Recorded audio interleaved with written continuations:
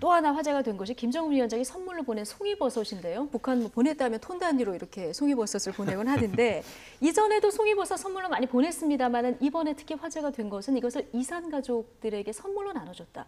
이 부분을 좀 주목해서 봐야 될 것 같습니다. 제가 확실치는 않습니다만 지난번에 옛날에도 우리 그 김대중 대통령 때나 노무현 대통령 때도 이 송이버섯이 왔을 때 이산 가족들에게 나눠줬던 그런 것들이 있었던 것 같긴 한데 아마 그때는 그렇지 않나요? 이렇게 전체 물량을 전부 다 이산 가족에게 이렇게 보냈던 것은 아마 처음이고요. 네, 아마도 우리 그 이산 가족 문제가 지금 잘 풀리지 않는 것이 생사 확인이나 또 이게 매번 이벤트성으로 이루어지다 보니까 일부 뭐 남측의 100명, 북측의 100명 뭐 이 정도로 이루어지다 보니까 사실 이산 가족들의 전체적인 숫자에 비해서 우리가 이걸 다 수용하지 못하는 문제가 가장 큰 문제거든요.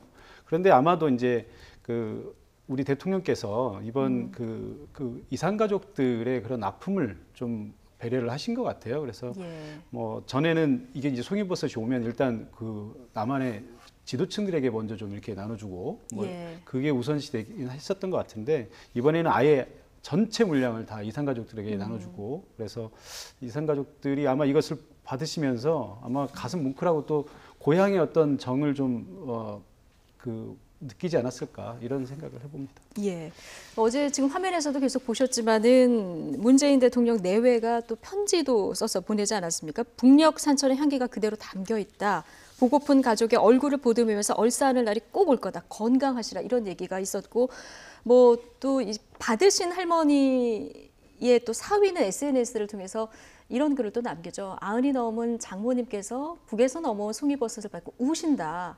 가슴에 하늘 담은 채 살 날이 얼마 남지 않은 지금 그나마 송이버섯이라도 받으셨다 이런 얘기를 했는데 저는 아주 잘했다고 생각합니다. 아주 잘했다. 왜냐하면 그 방금 정한봉 교수 얘기하신 것처럼 2000년, 2007년에도 그 북한에서 보내왔거든요. 그때는 이제 주로 그 우리 지도층, 언론계에서도 많이 드셨다고 제가 얘기를 좀 전해 들었는데 이게 이산가족한테 가지 않았죠. 이번엔 미상봉 이산가족, 한국에 지금 5만 6천 명 남아 있는데 지금 갔다라는 것 자체가 지금 그 편지 내용도 그렇고 상당히 감동적으로 또 굉장히 이것은 중요하다라고 생각이 되고요.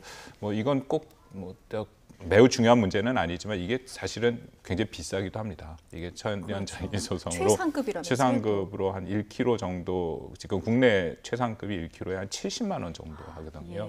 그러니까 이게 지금 어느 정도인지는 모르지만 상당히 좋은 또 송이버섯을 보낸 것도 사실입니다. 일단 북한의 송이버섯은 이 대북 제재 있기 전에는 굉장히 최상급으로 수출도 되고 그랬다 이런 소식도 뭐 전해 들었는데 이산 가족들에게는 아마 최고의 선물이 되지 않았을까 이런 생각이 듭니다.